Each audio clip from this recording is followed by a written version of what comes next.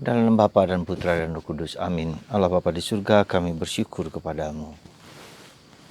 Engkau memberikan kepada kami 3 malaikat agung untuk mendampingi, membimbing, menuntun, dan menjaga serta memelihara kami, umat manusia. Bantu kami ya Bapa, supaya kami mampu mendengarkan yang baik dari malaikat agungmu sebagai utusanmu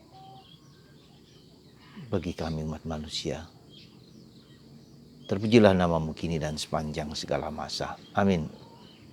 Para saudaraku terkasih dalam Kristus, pada hari ini kita gereja merayakan 3 malaikat agung Mikael yang kuasanya seperti Allah.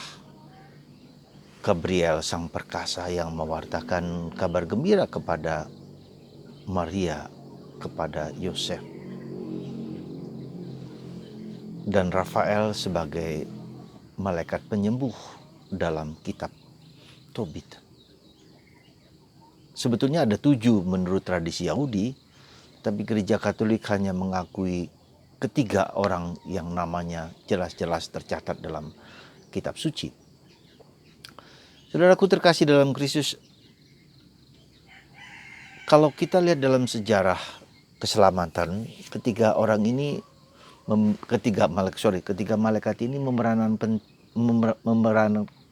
peranan yang penting ya di dalam kehidupan kita manusia, dalam kehidupan tata keselamatan itu.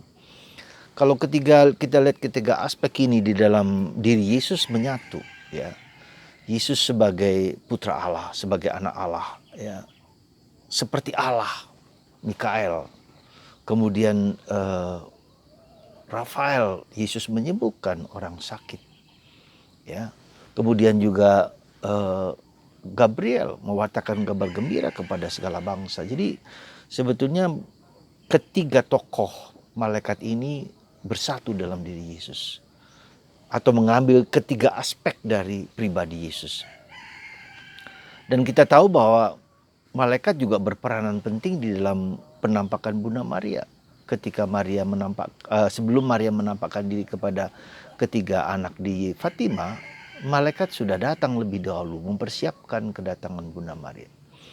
Maka itu Maria disebut oleh gereja juga sebagai Regina Angelorum, ya, ratu para malaikat. Dan inilah yang menyebabkan malaikat-malaikat protes dan marah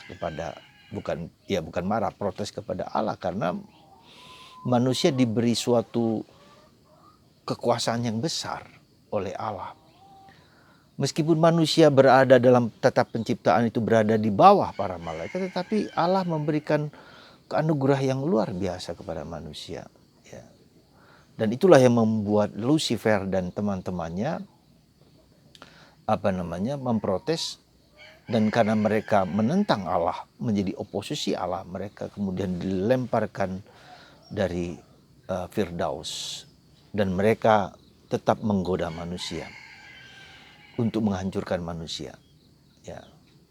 Nah, saudaraku terkasih dalam Kristus, maka kalau kita perhatikan, disitulah kemudian peranan dari ketiga malaikat ini. Malaikat Mikael sebagai panglima perkasa penghuni surga, dialah yang menghancurkan si Lucifer. Ya. Menurut cerita, Lucifer adalah malaikat yang cukup tinggi posisinya, yang hanya bisa dalam tanda petik yang dikalahkan oleh malaikat Mikael. Dan itulah yang menyebabkan Paus Leo ke-13, menurut tradisi, menurut ceritanya, menurut kesaksiannya, dalam masa pemerintahannya dia mendengar dalam meditasi dan kontemplasinya bahwa malaikat Lucifer minta izin kepada Yesus untuk menggoda, mengetes manusia. Sejauh mana manusia itu mengabdi Tuhan dengan sepenuh hati, ya, atau karena terpaksa, atau karena diharuskan. Nah, Tuhan Yesus mengizinkan malaikat itu untuk menggoda manusia. Nah, selama kurang lebih katanya 1000 tahun, ya, sampai kemudian Yesus sendiri berkuasa atas segala sesuatu. Nah, itulah sejarahnya kenapa kemudian Paus Leo ke-13 membuat doa yang doa yang cukup panjang yang memohon kepada malaikat, bukan memohon kepada Tuhan lewat malaikat Mikael untuk bisa menghancurkan si malaikat Lucifer itu dan bala tentaranya, ya. Dan juga lewat malaikat Mikael dan juga para kudus dan para santu santa yang lain. Disitulah kemudian muncul suatu doa di mana gereja supaya tidak dihancurkan dikuasai oleh malaikat Lucifer dan gedengkotnya. Nah, itulah kita melihat bagaimana gereja dalam sejarah perjalanannya banyak kali godaan, banyak kali tantangan, banyak sekali kehancuran, dan yang dihantam adalah pada umumnya adalah gereja. Pada umumnya adalah para imam, karena dengan imam dihancurkan maka semacam dalam tanda petik rentetannya itu semakin besar, berlipat ganda, karena imam yang dihancurkan maka begitu banyak umat yang juga tergerus, ya, dan entah berbagai macam cara. Dan sekarang misalnya di dalam gereja juga ada kelompok-kelompok orang bahkan dari setingkat kardinal yang menentang paus, ya. Tentu paus punya kelemahan dan kekurangan, tetapi juga kita lihat ada orang yang secara frontal dengan berani, ya, melakukan tindakan-tindakan yang menentang paus dengan segala kebijaksanaannya. Dianggap paus, ya, kelompok misalnya Kardinal Vigano yang bertentangan dengan paus dan beberapa pengikut-pengikutnya, ya. Demikian kita melihat di dalam sejarah gereja. Nah, saudaraku terkasih dalam Kristus, apa yang mau saya sampaikan, apa yang kira-kira penting bagi kita dengan adanya ketiga malaikat agung ini, bahwa hidup kita sekali lagi, ya, melampaui sesuatu yang kelihatan, yang nampak. Ada sesuatu dinamika yang hidup roh, hidup dalam tingkat yang lebih tinggi. Ada level-level kehidupan di mana tidak semua orang bisa melihat, ya, kuasa Allah dalam diri malaikat. Santo Yohanes melihat para malaikat di surga dan mendengar suara bahasa malaikat di sana.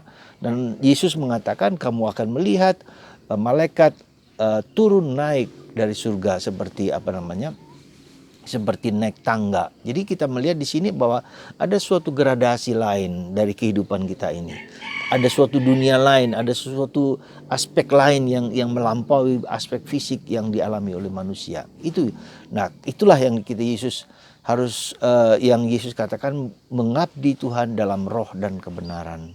Jadi kita juga, ya, ini anugerah, ya, anugerah orang yang dapat melihat, mendengar, ya, karya Tuhan, ya, ciptaan Tuhan yang lain yang berbuat baik kepada kita, dan kita tidak punya kemampuan yang dianugerahkan Tuhan itu tergantung kehendak Tuhan. Tapi kita melihat bahwa kita akan masuk ke dalam level lain bersama Tuhan di sana.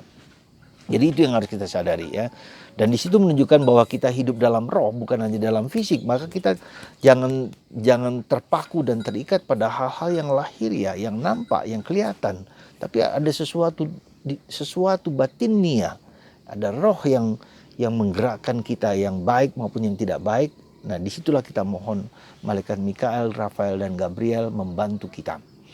Nah, semakin kita dekat dengan Tuhan, semakin kemudian kita merasa meskipun tidak bisa melihat dengan jelas, meski itu tergantung dari rahmat Tuhan. Itu yang pertama. Yang kedua, malaikat bisa dalam tanda petik bisa dilihat dalam utusan-utusan Tuhan. Tuhan mengutus malaikatnya, orang-orangnya, orang yang dekat dengan dia. Ada 9 level dalam gradasi hierarki dalam para kudus itu, misalnya kerubim, serafim, tronos, pemerintahan, kemudian principalities, pangeran-pangeran yang sampai juga malaikat agung, malaikat kita. Nah, semua itu dipakai Tuhan, ciptaan Tuhan dipakai untuk menunjukkan karya keselamatan bagi manusia. Jadi para malaikat itu mengabdi manusia. Ya, sekali lagi membawa manusia kepada kebaikan dan membawa manusia kepada Tuhan. Jadi ini yang luar biasa menurut saya dengan adanya para malaikat dan hierarki para malaikat itu semua. Tujuannya adalah mengabdi Tuhan dengan menyelamatkan manusia. Jadi Tuhan itu memberikan semacam semacam apa, bala tentaranya, supaya jangan sampai manusia itu jatuh dalam dosa, jatuh dalam kebinasaan, jatuh dalam kehancuran, dengan mengutus malaikat-malaikat yang dengan berbagai macam cara. Tapi apakah Allah tidak langsung bisa? Langsung bisa, Tuhan langsung datang kepada manusia. Tetapi kalau Tuhan datang kepada manusia, Tuhan itu roh yang murni, ya, melebihi matahari, maka manusia akan mati. Maka dia mengirim roh-roh dalam tingkat yang lebih rendah supaya bisa berkomunikasi dengan manusia. Maria dan Yosef juga bisa merasakan kehadiran malaikat dalam hidup mereka. Sehingga mereka tidak meninggal karena harus berhadapan dengan Tuhan, itu berhadapan dengan roh murni. Dan hanya orang-orang tertentu yang mendapat karunia itu, seperti Musa, melihat Tuhan dari muka ke muka, bahkan melihat Tuhan dan hanya dari punggungnya. Itu bahasa yang menunjukkan kedekatan Musa dan Tuhan gitu. Nah, lepas dari itu, sekali lagi saudaraku terkasih, kita sungguh bersyukur kepada Tuhan, sungguh-sungguh bersyukur kemurahan dan kebaikan Tuhan, memberikan semacam senjata-senjata, memberikan kepada kita orang-orang atau pribadi-pribadi yang sangat membantu kita supaya kita jangan binasa, jangan jatuh dalam dosa. Dengan malaikat agung, malaikat pelindung kita, dengan kerubim, serafim, dan tronos, dengan pemerintahan, penguasa-penguasa, kekuatan, the power, nama-nama itu yang ada dalam kitab suci. Ya, saudaraku terkasih, itu semua demi kebaikan Anda dan kebaikan saya. Nah, semakin kita diajak untuk dekat dengan Tuhan, lama-kelamaan kita merasakan Tuhan yang sangat mencintai kita dengan mengirim malaikat-malaikatnya yang datang kepada kita, selain para kudus yang kita mohonkan doanya bagi kita semua. Mari kita bersyukur dan memuliakan Tuhan lewat ketiga malaikat agung ini. Tuhan memberkati Anda semua, dalam Bapa dan Putra dan Roh Kudus. Amin.